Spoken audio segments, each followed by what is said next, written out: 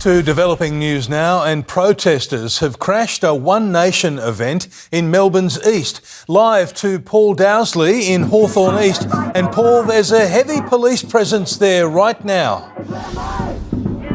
And this is why, Mitch, because outside the Tower Hotel, hundreds of protesters have surrounded several sides of the Tower Hotel, as I say. So Burwood and Camberwell roads are blocked off, and this is the queue on the far side here that's being protected. These are some of the supporters who have arrived to see Pauline Hanson. She arrived around 20 minutes ago. They're expecting maybe 300 people inside. And on this side, there's another line of police protecting these supporters from protesters who are also trying to get inside or at least blockade the hotel from this side on what is a significant day for One Nation in Victoria.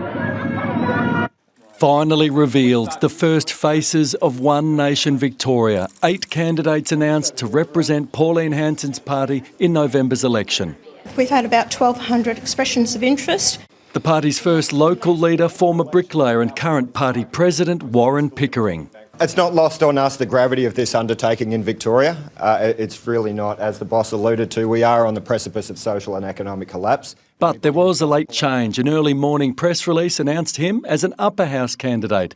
A few hours later, I'll be running for the lower house seat of Pakenham. Also confirmed 7 upper house candidates, including Geelong councillor Chris Burson, a former policeman who was a bodyguard for Daniel Andrews, and former Liberal Party executive member Colleen Harkin.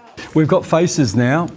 What about policies? More to follow on those policies in the coming weeks, Paul. What would be top of your list? Is it top crime? Top of the list is crime. Crime and corruption, absolutely. There is no longer trust in the politicians, and especially when there has been corruption that has happened to the highest level. Defending banning the ABC, The Guardian and The Age from the event. I want truth and honesty. You get it from me, I expect it back from the media. Do you expect you'll be able to govern in your own right? Absolutely we do, and we intend to. You don't anticipate needing to be in coalition with anyone? We'll manage that situation if it eventuates. Pauline, what's your message to the protesters that are going to be at your event tonight, who say you're racist and fascist? They don't understand me, they don't want to understand me, they're just aggressive. Premier Ben Carroll also made a team announcement today. Last week's departures of 2 ministers and a premier means a refreshed cabinet. But only one backbencher is being promoted, Tim Richardson, as he faces Liberal candidate and police commander Paul O'Halloran in the seat of Mordialloc. It's a tremendous honour. It doesn't pass the pub test.